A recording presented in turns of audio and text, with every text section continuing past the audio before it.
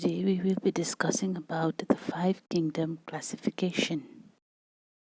After the drawbacks of the two kingdom classification, R.H. Whittaker in the year 1969 introduced the five kingdom classification. The five kingdom classification was based on number one, the cell structure, whether the organism was a prokaryote or a eukaryote. Prokaryotes do not have a definite nucleus, whereas eukaryotes are organisms which have a definite nucleus. Number two, based on the body organization, whether it is a unicellular organism or a multicellular organism. Unicellular organisms are composed of only one cell, whereas multicellular organisms are composed of many cells. Number three, mode of nutrition, whether they are autotrophs or heterotrophs. Autotrophs are organisms that prepare their own food, and heterotrophs are organisms that are dependent on autotrophs for their food. So, based on these three factors, that is cell structure, body organization, and mode of nutrition, R.H. Whittaker divided the living world into five kingdoms: Kingdom Manera, Kingdom Protista, Kingdom Fungi, Kingdom Plantae, and Kingdom Animalia. The first kingdom is Kingdom Manera. So today we will be discussing about Kingdom Manera. Under Kingdom Manera, R.H. Whittaker placed all the prokaryotes. Prokaryotes are organisms that do not have a definite nucleus. Members of Kingdom Manera are unicellular organisms. That means organisms that are composed of only one cell. The mode of nutrition of the members of Kingdom Manera are they may be autotrophic or heterotrophic. That means they can prepare their own food or they depend on autotrophs for their food. The members of Kingdom Manera move about or show locomotion with the help of fine thread-like structures known as flagella. Example of Kingdom Manera is bacteria. Let's discuss about the different types of bacteria, its uses, and the harmful bacteria. Based on their shape, bacteria can be divided into four types. Spherical shaped bacteria is known as coccus or cocci. Singular is coccus and plural is cocci. An example of coccus bacteria is Streptococcus. Rod-shaped bacteria is known as bacillus or bacilli, singular bacillus and plural bacilli. An example of bacillus bacteria or rod-shaped bacteria is lactobacillus. Spiral-shaped bacteria is known as spirilla or spirillum, singular spirillum and plural spirilla. An example of spirillum is treponema. Comma-shaped bacteria is known as vibrio. An example of vibrio is Vibrio cholerae. Remember, all scientific names, while being typed or printed should be in italics, and when written, it should be underlined.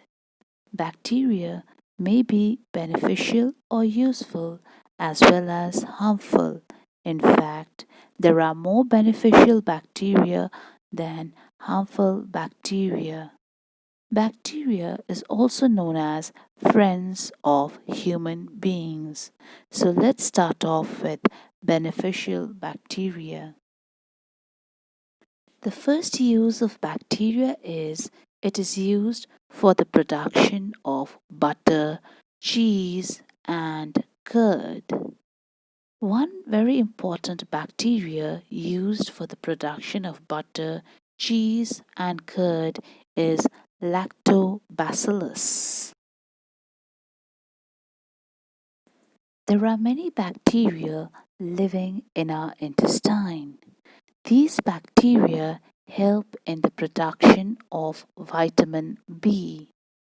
One important bacteria found in our intestine which helps in the production of vitamin B is Enterococcus.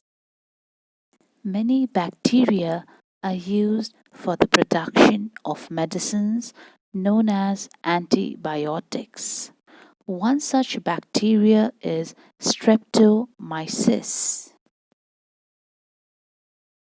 Leguminous plants like pea, gram, bean, they have nodules in their roots. Nodules means small knot-like structures in their roots.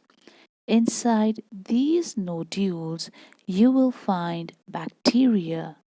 These bacteria help in converting atmospheric nitrogen into nitrogenous products.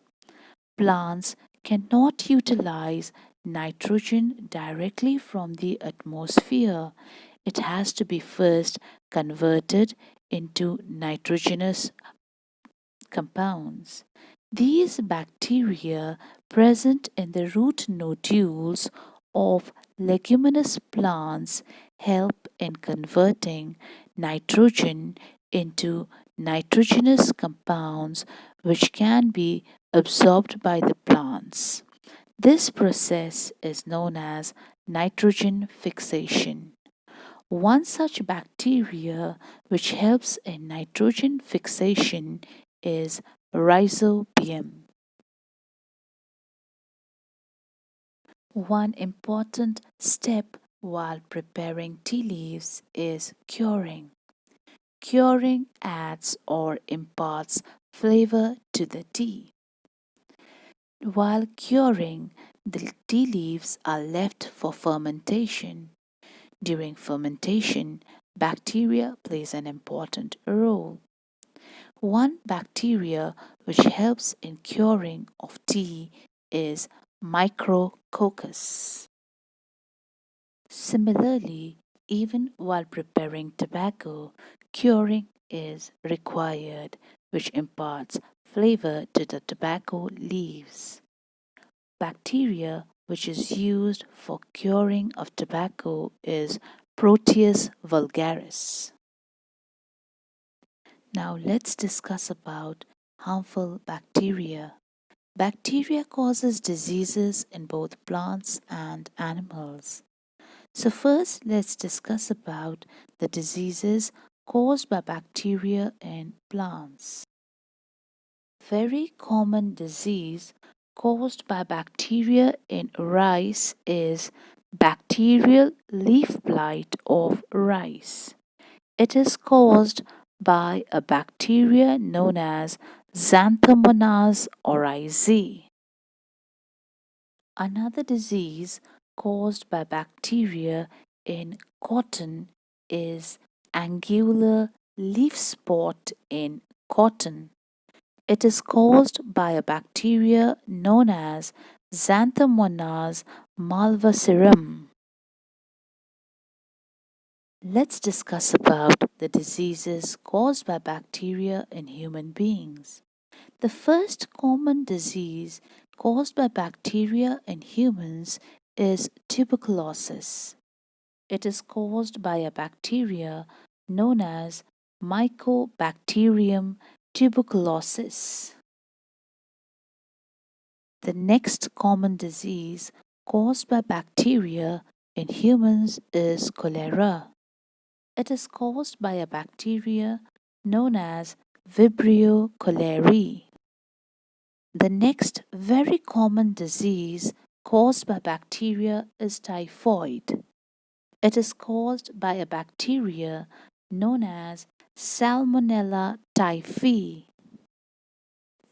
The next disease caused by bacteria in humans is food poisoning. It is commonly caused by a bacteria known as Clostridium botulinum.